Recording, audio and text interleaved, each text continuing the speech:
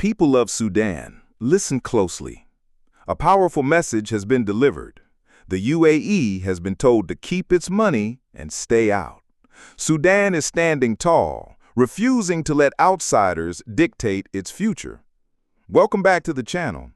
Africa, the motherland, a place of endless cultures, deep history, and unstoppable dreams. Today, we've got two massive stories shaking the continent. Sudan boldly rejecting the UAE's influence, and Morocco teaming up with Spain to build a groundbreaking tunnel linking Africa to Europe. Let's break it down. First stop, Sudan. In a shocking move, Sudan has officially banned all investments, financial deals, and business activities from the United Arab Emirates.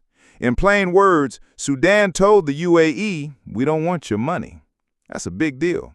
It's like they've slammed the door in the UAE's face. But the real question is, why now?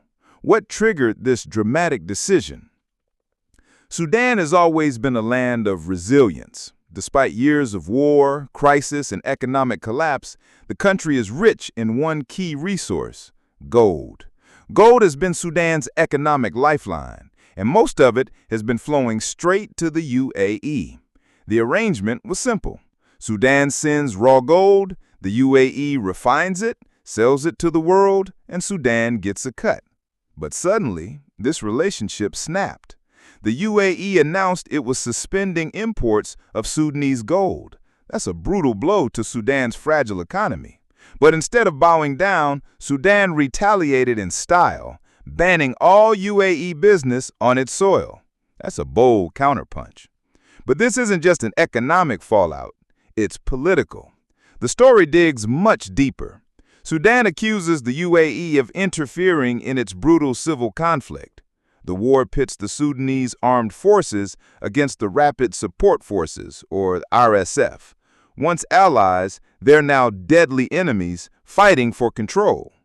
And Sudan's government believes the UAE has chosen a side, supporting the RSF with money, weapons, and even foreign mercenaries.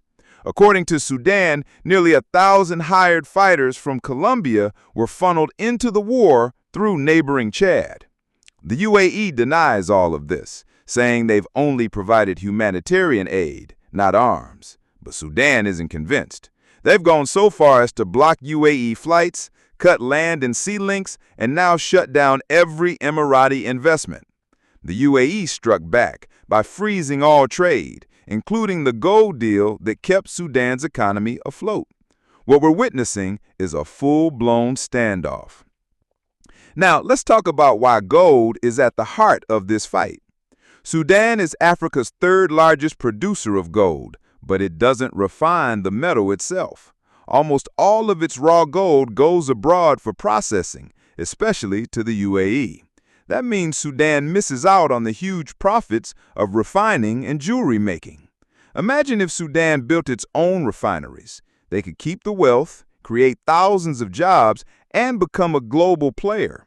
But relying so heavily on the UAE left them vulnerable, and now Sudan is paying the price. This entire saga is a lesson in economic independence.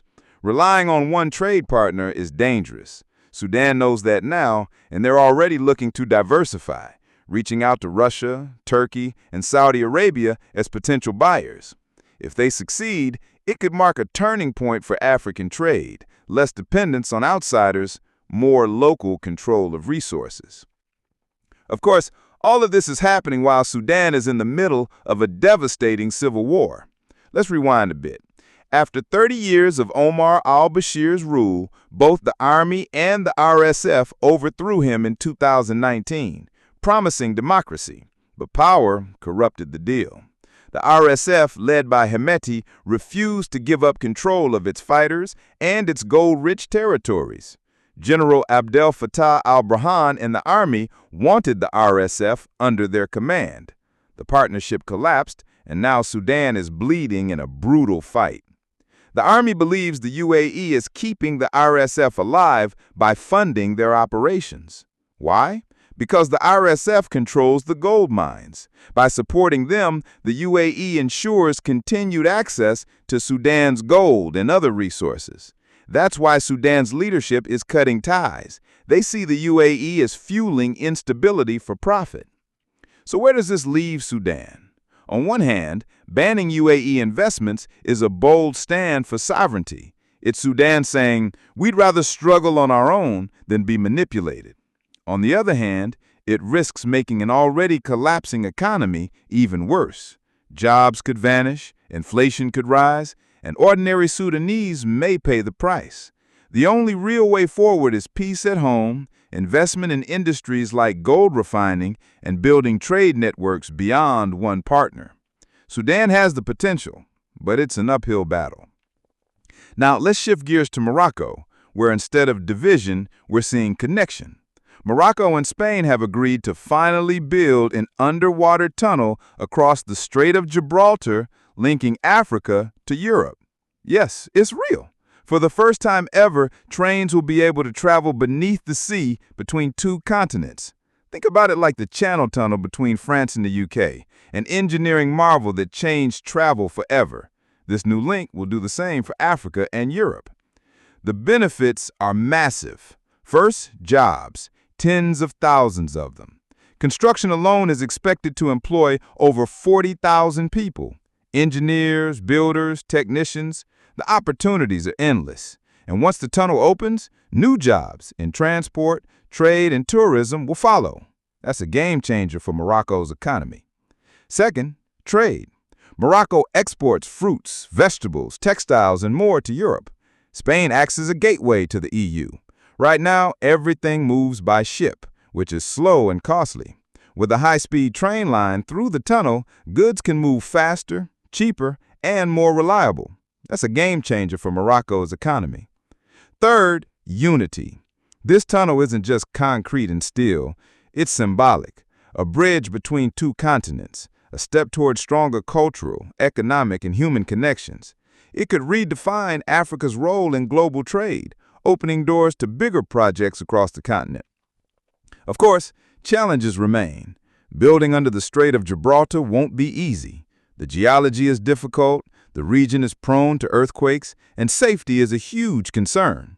The Channel Tunnel faced similar risks, and lives were lost in its construction. Morocco and Spain will need to learn from history to avoid repeating tragedies.